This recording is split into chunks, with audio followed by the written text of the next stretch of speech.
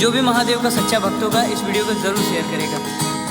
गंगाधराय Shiv Gangadhar